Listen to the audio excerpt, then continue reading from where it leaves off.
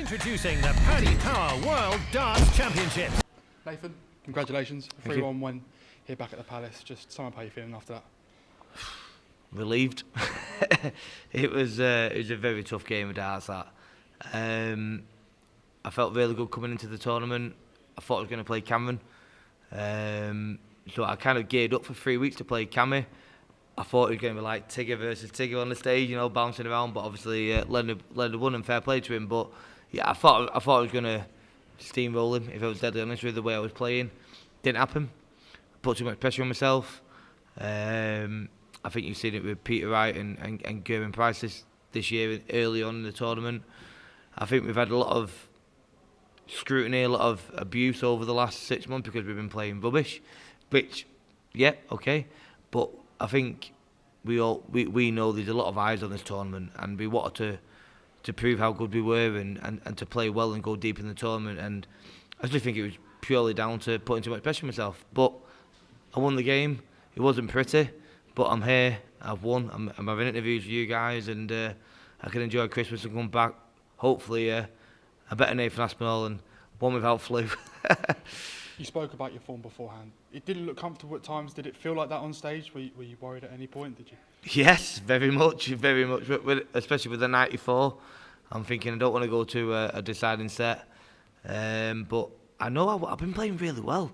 I've done a lot of exhibitions. I've changed my ammo coming into the tournament. Instead of practicing like 4, 5, 6 hours a day, I did a lot of exhibition work, playing the best of the best, and I feel really great. And I think there's a combination of a couple of things. Don't get your little violin out, but I'm not well. But also, after last year, I so wanted to win. You know what I mean? Last year we had, I know I said it in the documentary that we had a great Christmas. We had the worst Christmas ever. It was hard. Watching everyone else play, it's tough. And I just wanted to come back after Christmas. And yeah, I put a lot of pressure on myself. But listen, I've won. I don't care how bad it was or how pretty it was. I'm here, and I've got 8 days now. I can go back, get myself fit. I'm not 100% fit. Hopefully Smithy wins tomorrow night. Me and him can have 3 or 4 days practice, enjoy Christmas, come back and produce the Nathan Aspinall that I know is in there. You spoke about the 8 days off, obviously Christmas, and then you have those practice with Smithy. How important are practice sessions like that with you to come back in the best form? Massive. It's important to keep playing. It's not very often I play this early. Most of the times I'm 23rd, 22nd.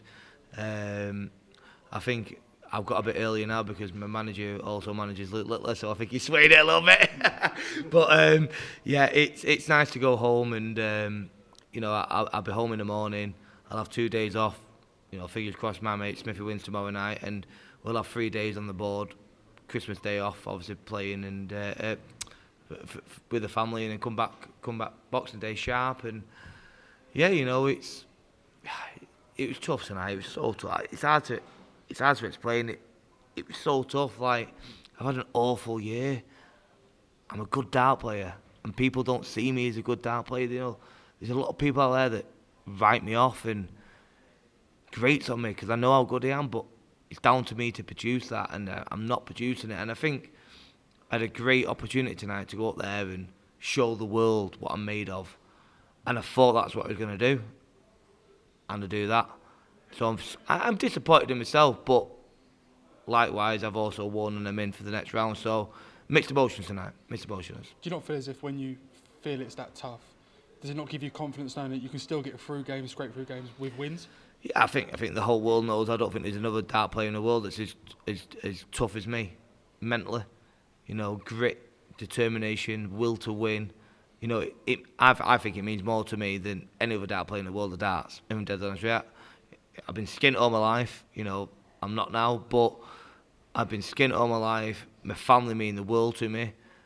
My priority is my family, but I love my life. I love my job. I love my career. I love the PDC. I love the atmosphere out there. The support that I got tonight. Oh my God.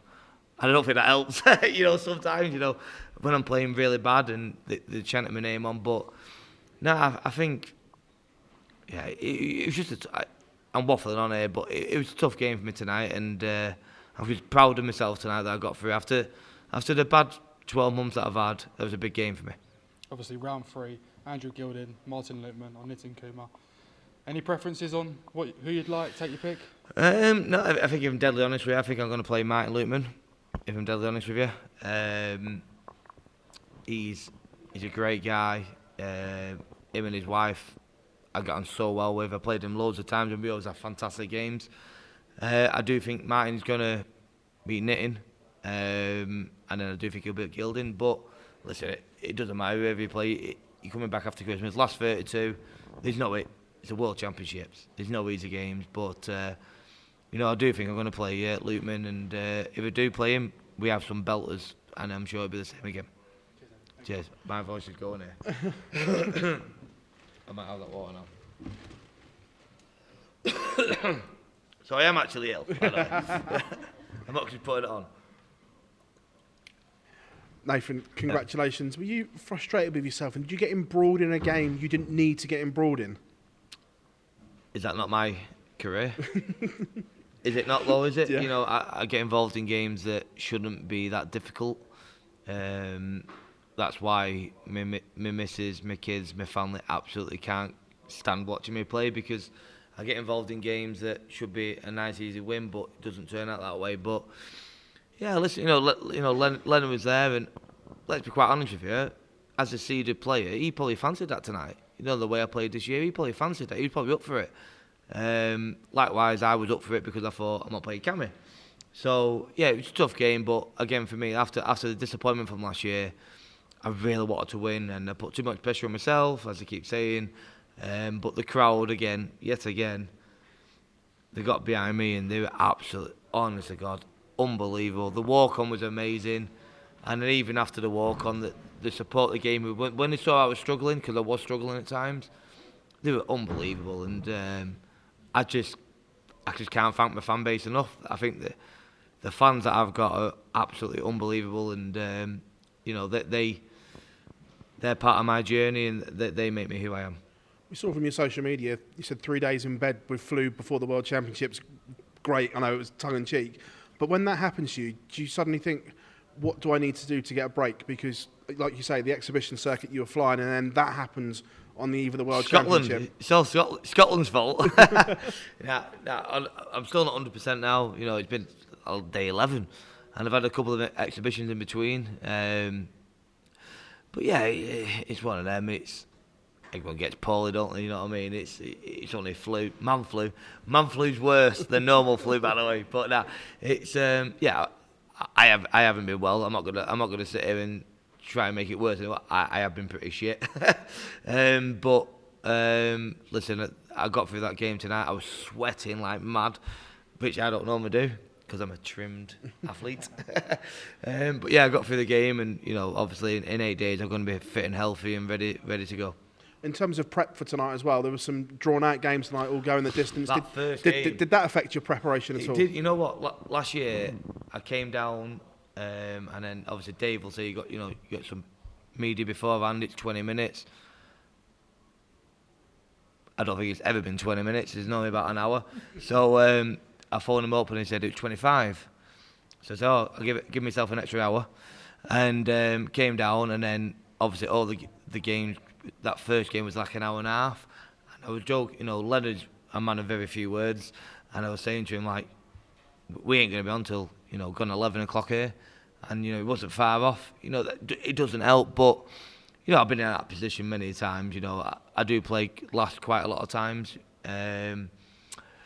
You have to keep your eye on the TV and also one eye on the dartboard. But it didn't help the prep, but it happens all the time, doesn't it? So it's just one of them things. Nathan, congratulations. Cheers, mate. Thank you. Nathan, well done on the win again.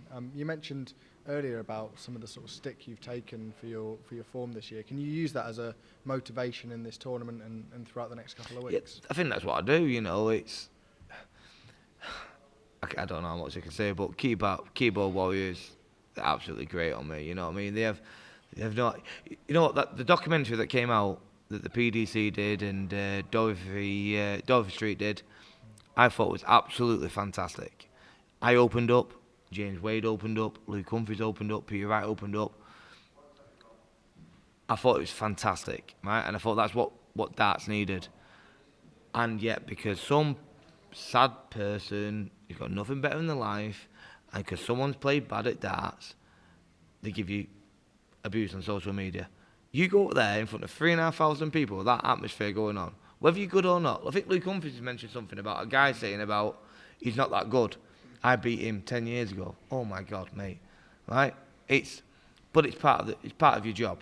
Right? I don't agree with it. I think it's absolutely pathetic. But it's down to us as professionals to either get someone to look after it or deal with it in the right manner. But yeah, when people give me abuse, I use it as ammo.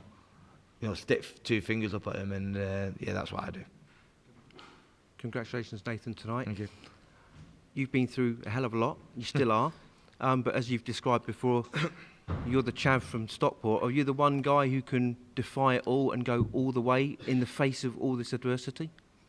Yeah, of course I can. I wouldn't be sat here now if I couldn't. I know how good I am. I know how well I've been playing before coming into this tournament. I do think this is the year that I'm going to get back to the Nathan from 2019, 2020. I do think I'm going to have a fantastic tournament. You know, that was pretty poo. But I do know that I'm going to come back a different person. Yeah, you know, let people... I call myself a chav, don't get me wrong. I did call myself a chav. But listen, what a fantastic story. You know, the story last year was littler. Why not a little chav that had nothing from Stockport be the story this year? You know, that's what I'm hoping, and that's what I'm thinking is going to happen. Nathan, you're not the first person to mention online abuse. It is a real problem, not just in darts, but in sports in general. Do you think there's anything that can be done further by, whether it's the PDC or social media companies or whoever, to try and clamp down on this? Make it become a boring world where no sports people are on social media, so you don't know what they're up to. It's the only way. Footballers come on social media. Well, footballers don't do it though, do they? But, I mean, just come on social media. But then that affects the players by, obviously, the sponsor deals and stuff. But I don't, it's how you look at it, innit? Like, I get a lot of abuse. But you got to then look at the other way and go, you're just a sad little man. That's sat in front of a keyboard. Because that's what it is. It's people that put a pound on you. It's always to do with betting. It's to not let it bother you. And it used to bother me a lot. Now I can laugh. They try and approach my family. You know, my daughter's now not allowed on social media because they used to approach my daughter. Kirsty takes it to offence, but you're in the limelight. You got to understand it. It is hard because you're in the limelight, but you've also got to look and go, they're just sad individuals, aren't you? So yeah, it is what it is. I mean, darts is in the spotlight more than it's ever been now, and there'll be a lot of players who are up and coming, probably shown on TV for the first time, who aren't used to being in the spotlight. So if any of those younger players or newer players was to get that, would you give them any advice for someone who's been on the circuit now? Yeah, for let quite a someone long look time? after it for you. Yeah. Let someone look after it for you, and don't take it to heart because they're not worth your breath. They're only jealous of what you've got. So any young lads coming through, when you see these posts or the abuse that you're getting, just laugh at them. Just think, look at my life. Look how successful I am. How are you? And that's what I'd say to them. Cheers, Nathan. Well done tonight. Thank you.